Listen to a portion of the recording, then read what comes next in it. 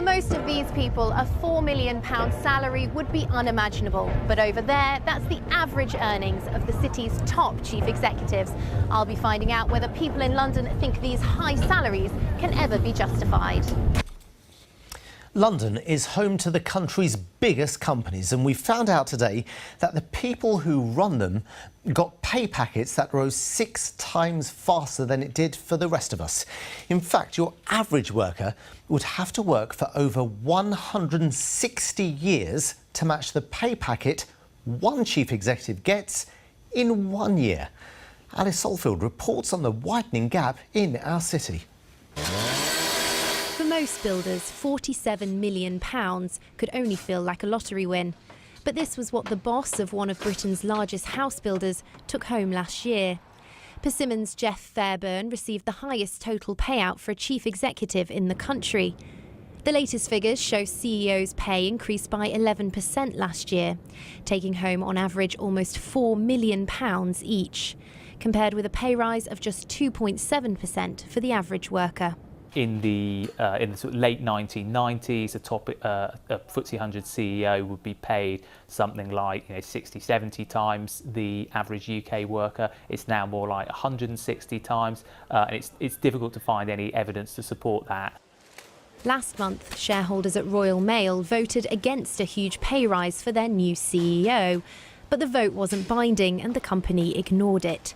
But some are trying a different approach, like making sure the highest paid person in a company doesn't earn more than 20 times the lowest. Why do we do it? Because business is not just for the shareholders or the directors, it's for society at large. What's the impact? It has meant that people are queuing up to join us. And others believe a high-earning chief exec is worth every penny. Because they're paying so much, they're able to, pick and choose different people. And I think that's a good thing, because that means that companies are much better managed. Many working around the city agree. A CEO has a lot of responsibility, which means they have a lot of risk they take on. Their risk compared to an average person's risk is not the same. They probably have more responsibilities, more pressure on their role. But how many more hours do they actually work? Maybe if they're worth it, then yeah. But if they're not, then it basically makes it hard to justify, really. The average CEO is now earning around £4 million on average. Jeez, all right. I've never seen £4 million before, so that is a lot of money. And Alice is in central London for us this evening. And Alice, many people will find this difference in salaries shocking. Yes, well, it certainly is a huge difference. And many of the people that I was speaking to in the city today, for them, these kind of salaries are just unimaginable. But as we've been hearing, many bosses are earning that and more. Now, Charles Cotton from the CIPD, the industry body for the HR industry, joins me. And you were among those behind the report. Can these salaries ever be fair? We don't believe that in all instances it's fair to think that one individual at the top of the organisation on his own was responsible for all the success, and nor do we think it's fair that they should get such huge amounts of money, especially at a time when many ordinary working people are seeing their living standards being cut by inflation, especially for those working and living in London who are seeing their costs going up and up and up.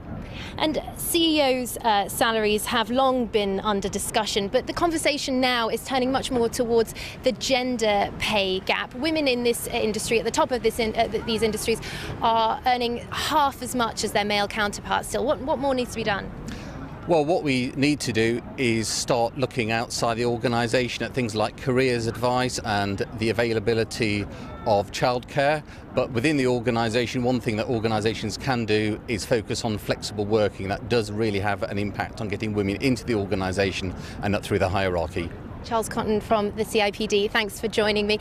And just to give you an idea of how much more these kind of salaries are than the average UK workers, the 4th of January this year was labelled Fat Cat Thursday by Charles Cotton's organisation. That's because in just a few days into the new year, the top CEOs of these companies had earned more than the average UK worker would in a whole year. Not bad for 3 days' work, Assad. Not bad at all. Incredible numbers there. Alice, thank you.